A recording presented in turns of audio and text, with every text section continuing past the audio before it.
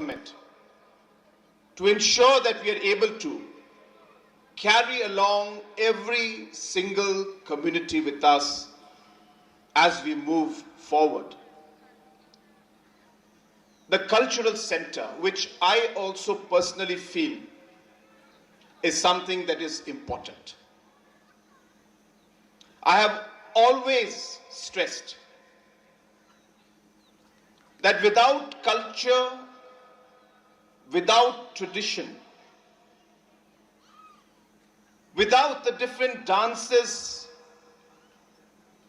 without the different clothes,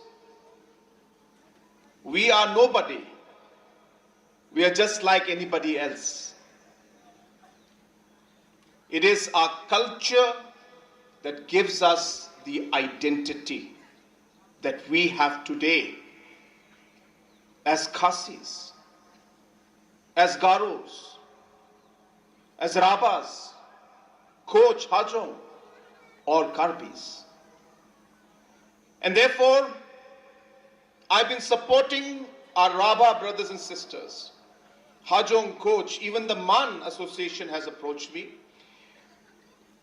And we're helping each one of them. And therefore, taking a cue again from our local MLA, I would like to announce that I will be giving 50 lakhs for the cultural center to be built. We will see how it goes. And as we move along, if more support is required, I assure the President and Secretary and the Association, we will continue to support you. And we will give the necessary funds in order to be able to revive, to keep the culture, to be able to protect it, to be able to allow our youngsters to continue this culture, to learn, to practice, and keep that identity, which is what makes you Karbis. There are challenges. I don't deny that. There are differences. There are complications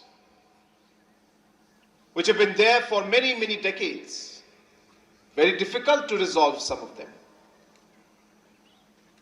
But while we work towards trying to resolve these very, very vexed issues, there can be an environment of peace, an environment of brotherhood, an environment of respect, an environment where we can live in peace and harmony. In spite of the challenges, and while we work to resolve them, it may take us maybe months or years. One cannot say. We are trying. But if it was very easy, it would have been done many, many years back. But in spite of these challenges and difficulties, in the last many years, in spite of the tension we get, I get calls at 2 o'clock in the morning, 3 o'clock in the morning, 5 o'clock in the morning, that some situation is happening somewhere along the border. I don't want to share all of those situations with all of you, but this is what we go through. But in spite of that, I've seen that there has been an effort from the Assam government, the Meghalaya government, and the Karbi Anglong Autonomous Council to see how we could at least work, maintain peace, and as I said, work in harmony with each other. There is an area of difference where there are no schools. Children have to study sometimes in open. sometimes in somebody's house, sometimes under the tree. And because of the differences and complications in the border, they never had schools. No building ever in the last 52 years. It is Charles who came to me. He said, "Sir, can we give some school building to them from your Chief Minister's Special Development Fund?" I said, "I have no problem. But we have to take the KAAC and the Assam government into confidence and go ahead with the schools." One phone call I had with Mr. Abhijit, one phone call with Mr. Tuliram, and you won't believe it. In a matter of 2 minutes, we all agreed that the Chief Minister's Special Development Fund money will be used. We will work together to ensure that those children who have been deprived of a school for so many decades will finally get a school now. And today, those schools are being constructed. Those schools are being constructed.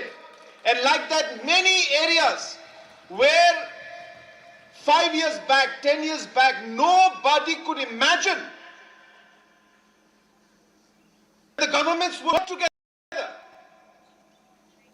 would try to resolve the problem, would give the development that the people deserve. Today is being made possible. Yes, challenges are there.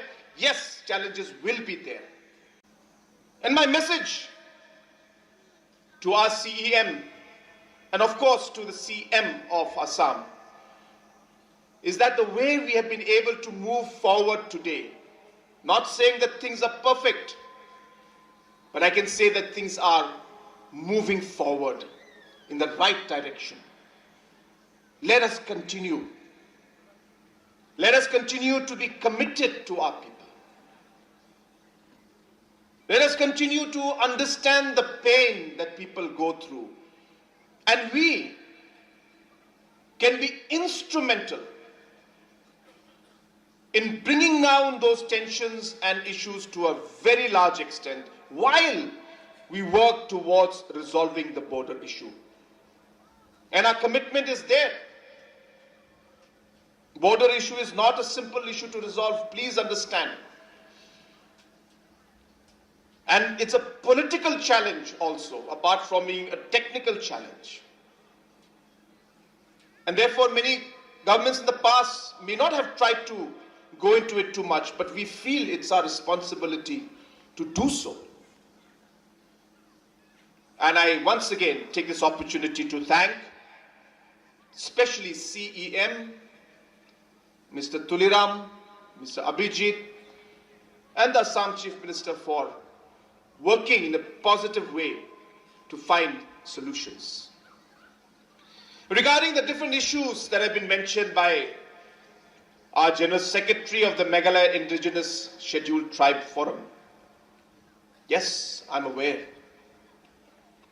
There are many issues regarding the nomenclature of the Mikir into the Karbi word.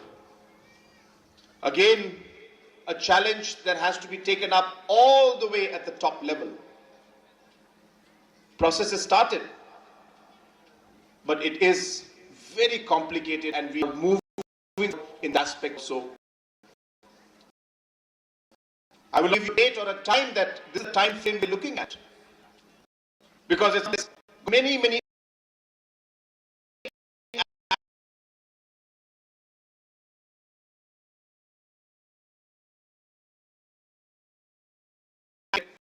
we have to, the process started.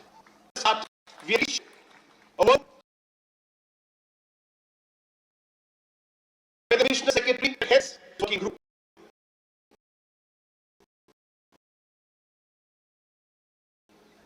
Is as we take along with others of other minority groups.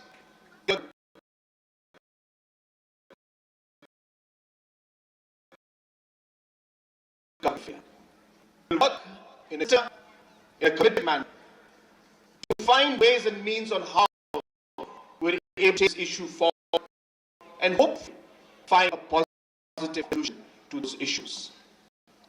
I know there are concerns that have been raised regarding our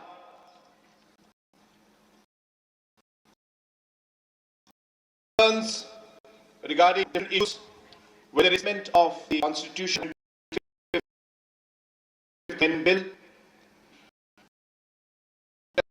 of consent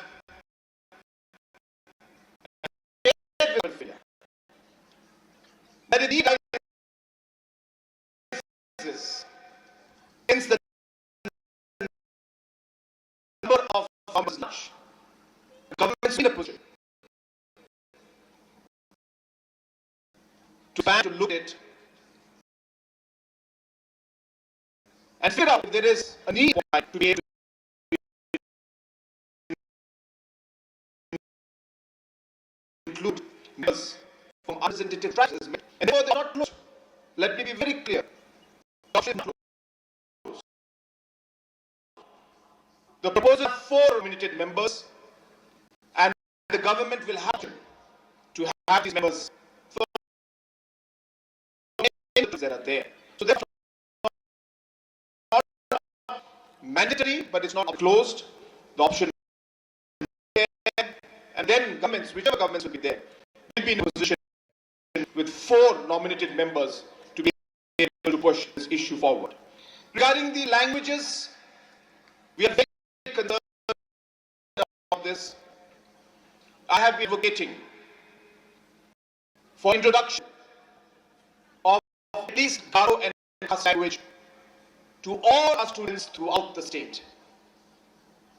And this is something that I personally believe is important. Our students from Khas are not able to understand a word of it. And similarly, our students from Garo Hills are not able to understand a single word of Khasi. And therefore, we are examining very, very challenging, let me tell you, we're examining the possibility of at least one, to some extent, making it mandatory to a certain class where students must learn both Garo and Khasi so that they're at least able to communicate and understand.